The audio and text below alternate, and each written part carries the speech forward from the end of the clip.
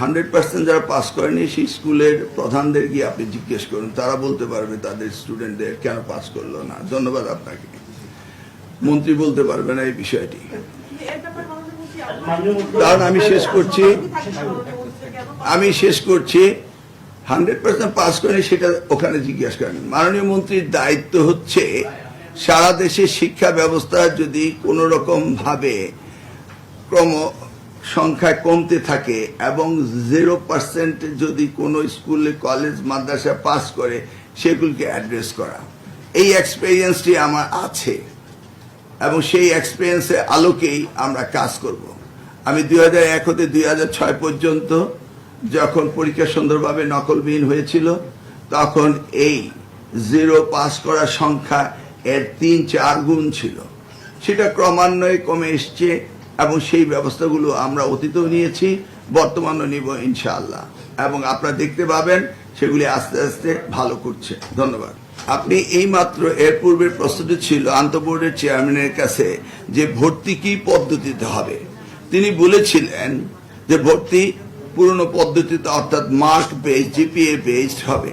তাহলে আপনি এবার বুঝতে পারছেন যে সারা বাংলাদেশে মার্ক বেসড জিপিএ বেসড এবং স্ট্যান্ডার্ড অ্যান্ড কোয়ালিটি অনুযায়ী স্টুডেন্ট আমরা প্রোভাইড করি সারা দেশে। তাই আপনি দেখতে পাচ্ছেন ভিকারুননিসা আইডিয়ালে কিভাবে ভর্তির ভিড় হয়, সেইভাবে কি উপকূলীয় অঞ্চলে সেইভাবে আর্থসামাজিক অবস্থা কি সেইভাবে রয়েছে, সারা বিশ্বময় এটা রয়েছে এবং এটাকে অ্যাড্রেস করতে হবে লোকালি।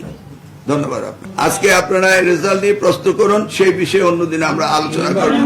ব্যাপক আলোচনা রয়েছে, আপনি শুনতে পেয়েছেন আমরা কি করেছি, দুইটার মধ্যে প্রভেদ রয়েছে।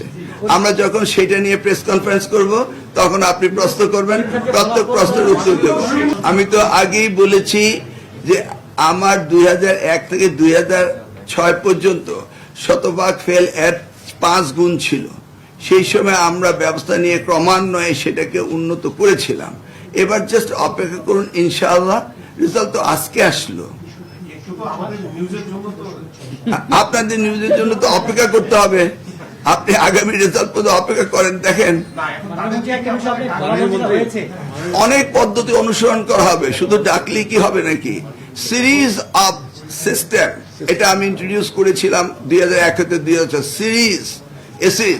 আমাদের দায়িত্ব হলো এই শিক্ষা যদি খারাপ হতে থাকে সেটাকে উন্নত করা। আপনি পরীক্ষার রেজাল্ট হলো এখন জানলাম, এখন আর 5 মাসের মধ্যে ফলাফল কিভাবে উন্নত হলো না হলো সেটা তো আপনি অনেকদিন ধরে সাংবাদিকতা করতেন। আপনি আমাকে মিটিং এর পরে হেল্প করবেন এবং পয়েন্টগুলো দিবেন, ইনশাআল্লাহ আমরা সেগুলি নিয়ে দেখব। এগুলি এটা আপনার থিওরি, এটা সত্য নয়। আমরা সবসময় বিগত সময়গুলোতে দেখেছি যে মাদ্রাসা শিক্ষা বোর্ডের পাশের হার সর্বনিম্ন কখনোই ছিল না। এবার ঢাকা বোর্ডের সর্বোচ্চ মাদ্রাসায় সর্বনিম্ন। এটা একটু বলবেন আপনি আপনার ভাষায়। এটা আসলে আমি আপনার কাছে জানতে চাচ্ছিলাম, আমিও খুব কোয়ারি আমার মনে, এটা হলো কেন, একটু আমাকে হেল্প করুন। ধন্যবাদ।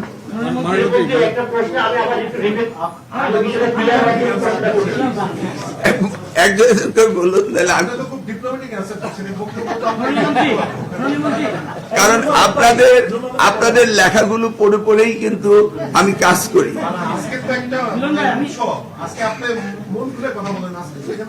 মন খুলে, আচ্ছা মাদ্রাসার রেজাল্ট খারাপ হলো কেন এই মুহূর্তে আমি জানলাম, এই মাত্র ঠিক করে করা হলো। তারপরে আপনাদের কাছ থেকে শুনবো, শুনে চিন্তা ভাবনা করব কি করে মুখস্থ উত্তর দিবেন। এখন বলুন আপনি আপনি খারাপ বলছেন কেন? না খারাপ বলছেন কেন? এটা সুন্দর রেজাল্ট হয়েছে।